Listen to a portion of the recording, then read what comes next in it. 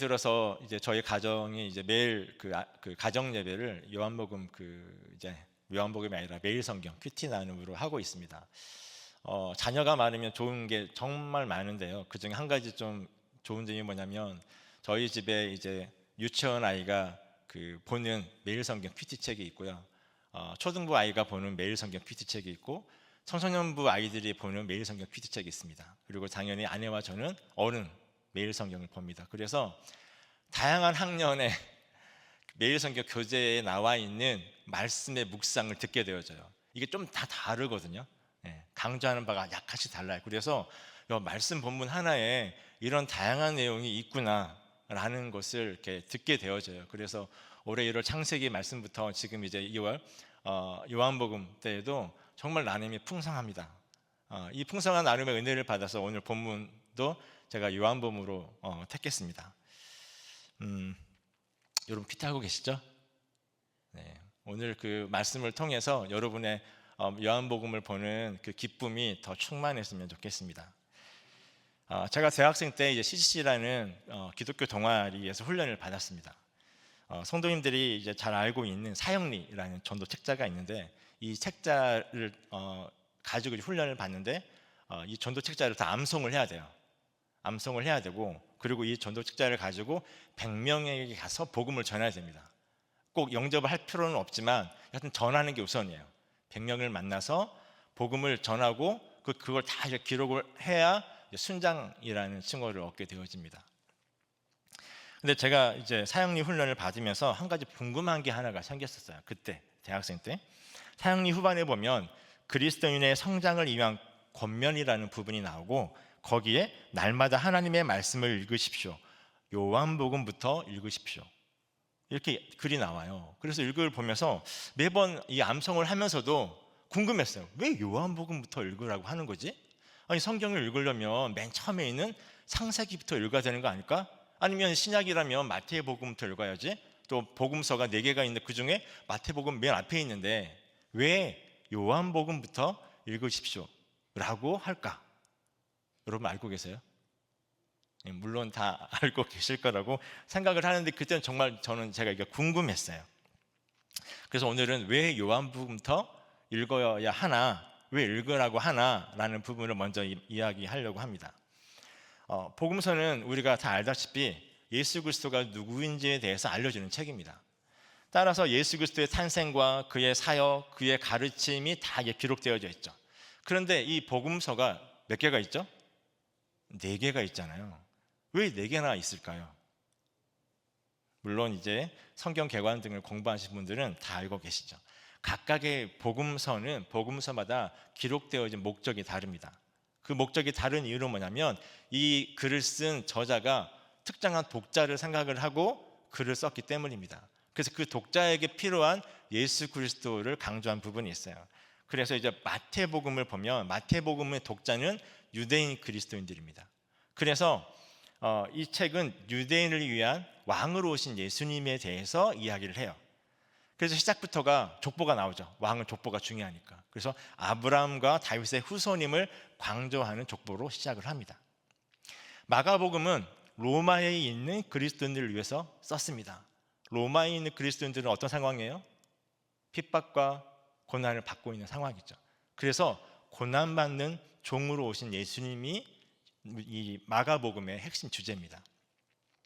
따라서 예수님의 어떤 신성보다 이 인간적인 모습이 굉장히 많이 나오고 마치 액션 영화를 보는 것처럼 예수님이 십자가를 향해서 막 나아가는, 그래서 마가복음이 제일 짧죠. 14장으로 제가 알고 있는데 여하튼 제일 그 십자가를 향해서 빠르게 전개되어져요. 그래서 마가복음 읽다 보면 이 곧이라는 단어가 굉장히 많이 나옵니다. 곧.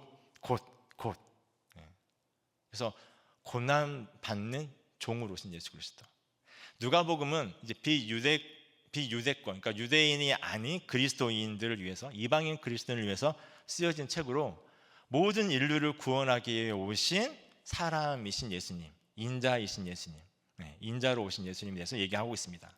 특별히 이 누가복음은 이 여성이나 가난한 자, 그리고 이 죄인들, 이 사회적으로 소외받는 약자들에게 다가가는 예수님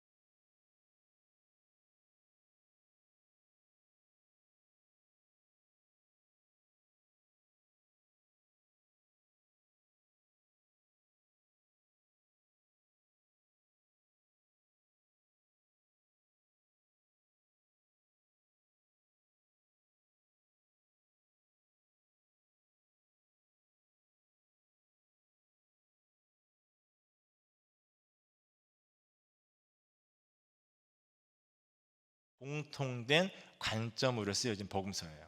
근데 왜 요한복음만 다를까? 이 이야기를 또 할 필요가 있는데, 공관복음서에는 공통으로 공유된 이야기가 많이 나와요. 그래서 읽으면 이 말씀이 마가복음에도 있고 누가복음에도 있는데, 근데 보면 요한복음에는 없네? 라는 부분들이 많이 나옵니다.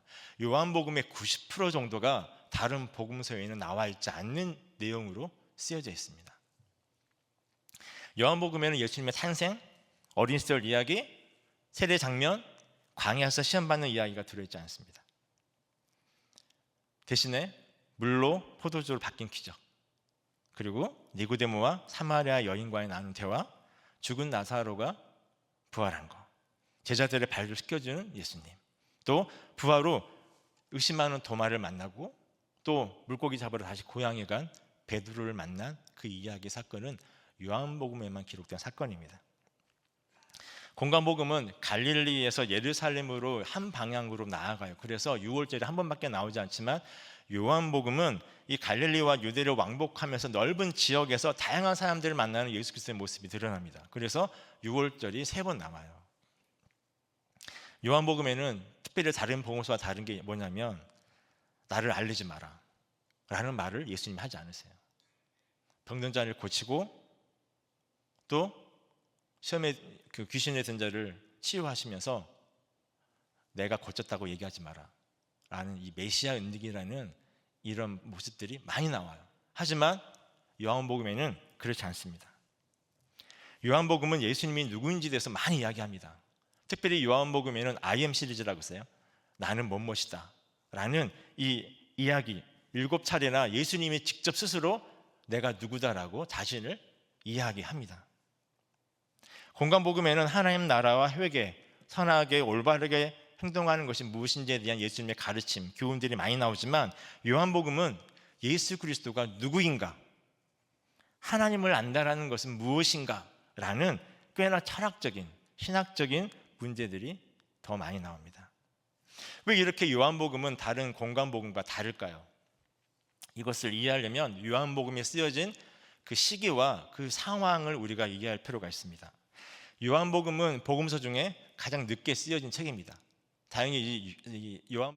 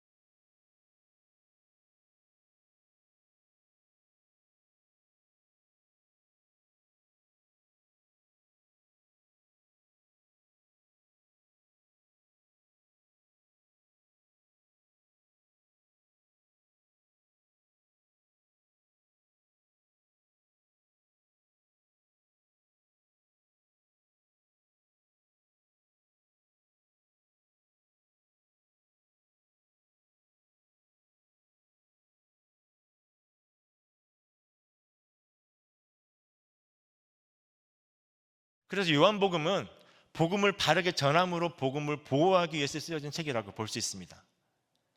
그리고 이를 위해서 사도 요한은 많은 증인을 이 요한복음 안에 세웁니다. 그 첫 번째 증인이 바로 세례 요한이죠. 세례 요한은 자신이 예수 그리스도를 증언하기 위해서 존재한다라고 자신을 고백해요. 그리고 예수 그리스도를 세상 죄를 지고 가는 하나님의 어린 양이다라고 증언합니다. 이는 예수 그리스도가 희생제물로 죽을 것을 암시하고 있는 거죠. 또한 세례 요한은 성령으로 세례를 주실 분이 바로 예수 그리스도라고 또 소개합니다. 마지막으로 우리가 봤던 말씀 바로 앞에 34절에 내가 보고 그가 하나님의 아들이심을 증언하였노라 라고 말하고 있습니다. 즉 세례 요한이 증언하는 건 이 사람이 바로 하나님의 아들이라고 증언하고 있는 거예요. 또 오늘 본문을 보면 세례 요한의 두 제자가 이야기가 나오죠. 세례 요한의 증언, 즉 보라 하나님의 어린 양이로다 라는 말을 듣고 예수님을 따르기 시작합니다. 예수님은 자신을 따르는 그들에게 너희가 무엇을 구하느냐 라고 물으셨어요. 여러분, 이 말은 쉽게 넘어갈 말이 아니에요. 너희가 무엇을 구하느냐, 즉 이 말은 이 요한복음을 읽는 독자들에게 너희가 이 책을 통해서 무엇을 얻기 원하느냐 라고 질문하는 것과 똑같아요. 오늘날 우리에게도 동일하게 질문하는 겁니다.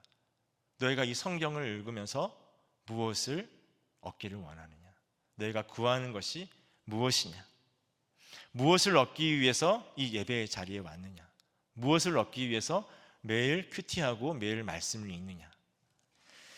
여러분, 예수님의 질문에 두 제자는 랍비여 어디 계십니까? 라고 답을 합니다. 좀 애매한 답변이긴 해요. 너희가 무엇을 구하느냐. 예수님이 물으시니까 예수님 어디에 계세요? 어디에 사세요?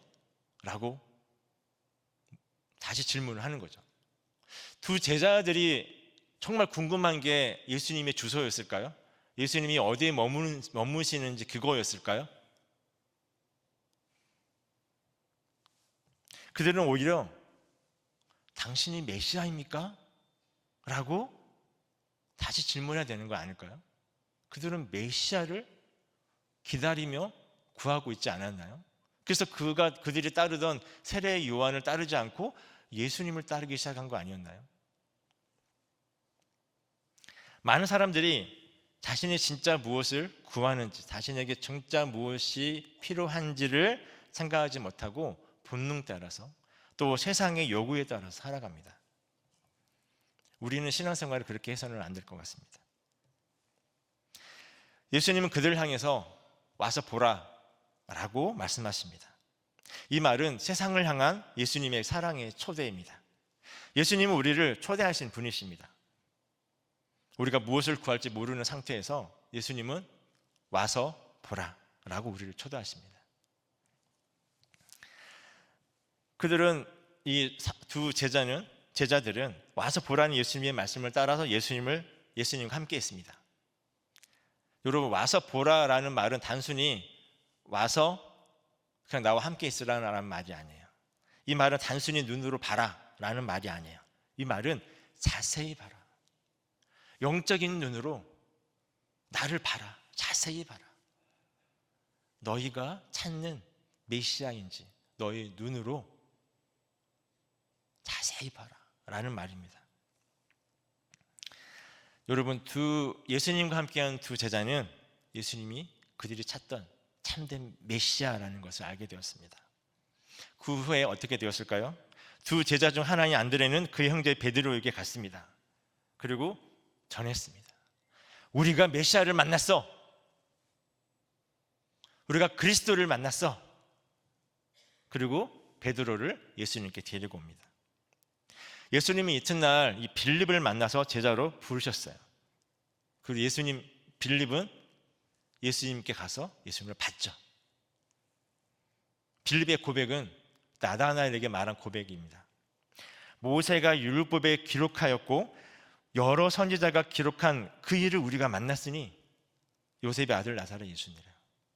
모세가 율법에 기록하였고 여러 선지자가 기록한 그 일, 구약의 많은 선지자가 예언했던 메시아, 그리스도, 그분이 바로 내가 만난 나사렛 예수죠. 빌립이 예수님을 만나고 메시아를 만나게 된 겁니다. 그래서 이 말에 이 나다나엘은 이렇게 반문하죠. 나사렛에 무슨 선한 것이 날 수 있느냐라고 반문합니다. 그 말에 빌립이 뭐라고 대답했죠? 와서 보라. 나다나엘은 예수님께 가서 그를 봤어요. 그리고 결국 그는 이렇게 고백합니다. 라비여, 당신은 하나님의 아들이시요 당신은 이스라엘의 임금이로소이다. 여러분, 오늘 우리가 읽은 이 본문에 몇 명의 증인이 나오는지 아세요? 몇 명이에요? 세례 요한, 안드레, 빌립, 나다나엘. 적어도 이 4명은 분명한 증인으로 그들이 예수 그리스도를 보고 나서 예수 그리스도가 어떤 분인지 증언하고 있어요. 그분은 하나님의 어린 양이시다. 그분은 메시아다. 그분은 모세가 율법에 기록하였고 여러 선지자가 기록한 그분, 즉 구약이 예언한 메시아다. 그분은 하나님의 아들이시다. 그분이야말로 이스라엘의 임금이다. 여러분, 이 짧은 본문에도 이렇게 많은 증인들의 고백이 나오는 게 바로 요한복음입니다. 여러분, 이처럼 요한복음은 예수 그리스도가 하나님의 아들이고 유대인들이 그토록 기다리던 메시아이심을 예수님을 만난 증인들을 통해서 이야기하고 있어요. 그런데 여러분, 이 요한복음에 가장 강력한 증인이 한 분 있어요. 그분이 누군지 아세요?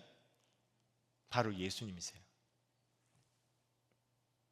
예수님은 요한복음에서 스스로를 증언하는 분으로 나오십니다.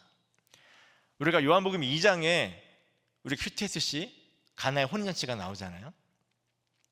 예수님은 자신이 이 새 포도주이심을 선포합니다. 유대교의 낡은 제의를 상징하는 이 물 항아리, 정결 예식에 있는 이 물을 새 포도주로 바꾸시면서 예수 그리스도가 진정한 혼인잔치, 예수 그리스도가 신랑이 되는 거룩한 혼인잔치가 시작되었음을 선포하는 거예요. 옛 포도주는 버리고 새 포도주의 시대가 온 것을 스스로 선포하시는 거예요. 첫 번째 6월절 성전에 올라가서 성전 정화를 시키시죠.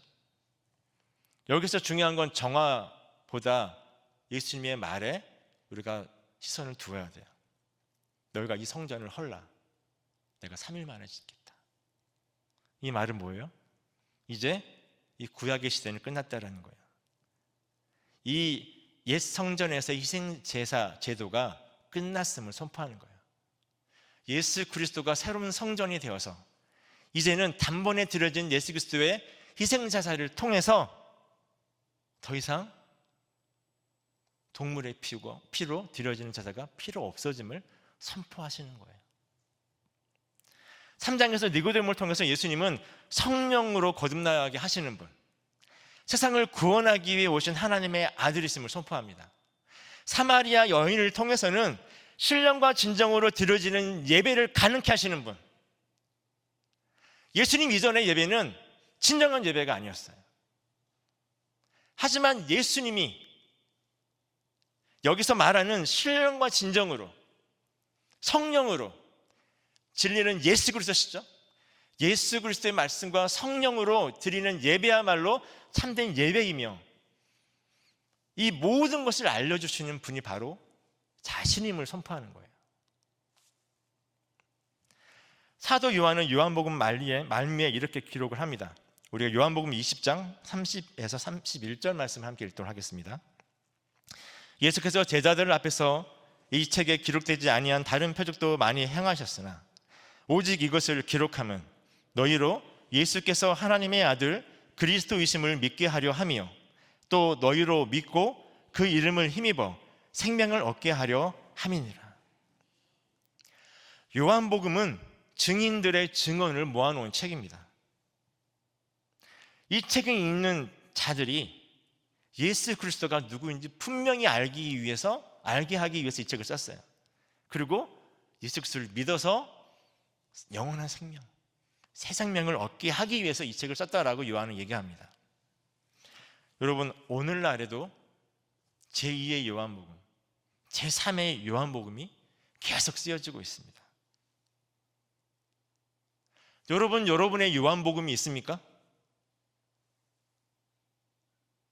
저는 여러 장로님들과 권사님들 가끔 이야기 나누면 참으로 놀라우신 하나님, 은혜로우신 하나님, 사랑이 많으신 예수님, 우리 하나님이 어떤 분인지, 우리 예수님이 어떤 분인지 많은 걸 듣게 되어져요.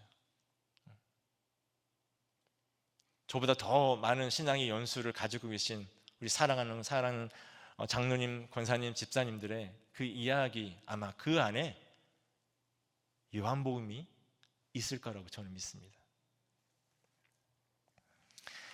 예수님은 와서 보라 라고 말씀하시면서 사람들을 초청하십니다. 그리고 자신이 누구인지 분명하게 가르쳐 주십니다. 예수 그리스도를 만난 사람들은 다른 사람들에게 와서 보라 라고 외치면서 예수님께로 인도하고 있습니다. 지금도 예수님은 우리를 통해서 사람들을 초대하기 원하십니다. 우리도 사람들에게 가서 얘기하죠. 와서 보라. 우리 올해도 5월 달에 전도 축제가 있죠. 또 곧 전도학교가 또 열리고 가을에도 전도 축제가 있습니다. 우리 많은 사람들에게 와서 보라라고 초대할 거예요. 그런데 문제가 있어요. 이 요한복음 이 시기에 진짜 예수님을 만난 이들은 와서 보라 하고 예수님께로 인도하면 돼요. 근데 오늘날 예수님은 어디 계시죠? 이 보이지 않는 예수님, 와서 보라. 우리가 무엇을 보여줄 수 있죠? 예수님은 어디에 계시나요? 초대는 했는데 여러분 무엇을 보여줄 수 있어요? 비전센터? 우리는 비전센터를 통해서 많은 영혼들을 구원받는 통로를 쓰임받도록 우리가 기도하고 있습니다. 적이 없으면 안 되는 걸까요?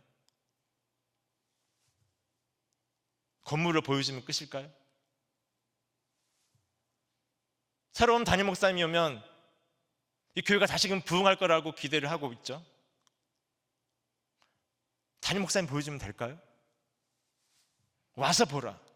우리는 뭘 보여줄 수 있을까요? 요한복음 15장 4절에는 이런 말씀이 있습니다. 내 안에 거하라.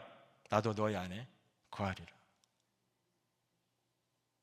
내 안에 거하라. 나도 너희 안에 거하리라. 지금 예수님은 어디에 계시나요?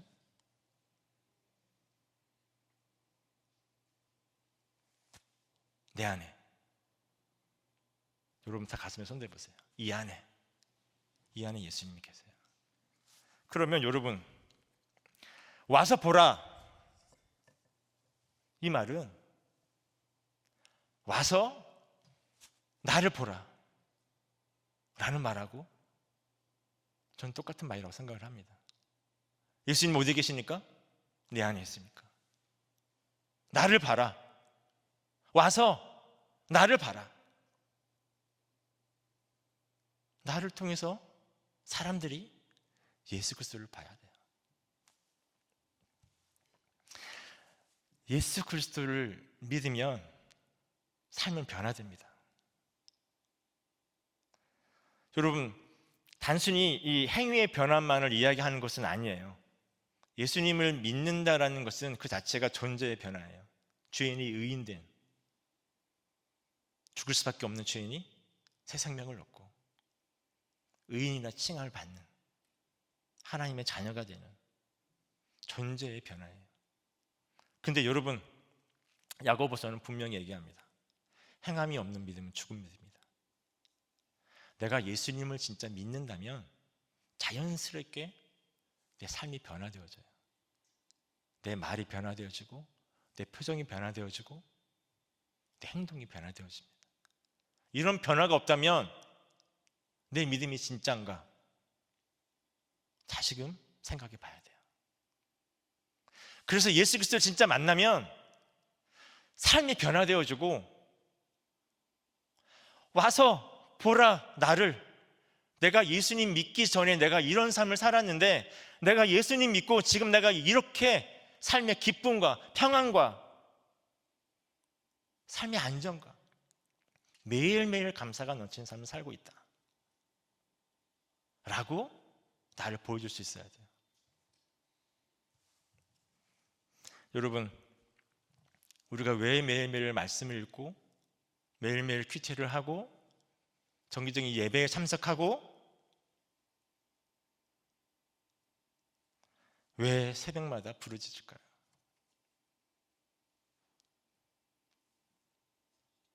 여러분, 우리는 증인으로 하나님 우리를 부르셨다는 것을 고백해야 됩니다.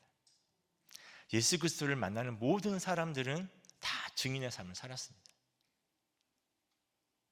하나님의 자녀로서 누리는 축복보다 더 놀라운 축복은 바로 증인의 삶을 사는 것입니다. 하나님과 동역하는, 하나님과 함께 하나님 나라를 세워나가는, 그것이 저는 우리가 하나님의 자녀로서 누리는 복보다 더 큰 복이라고 생각을 합니다.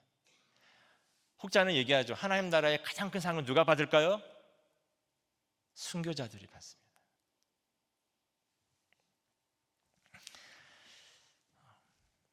이 시간에 오늘 말씀을 생각하며 함께 기도했으면 좋겠습니다.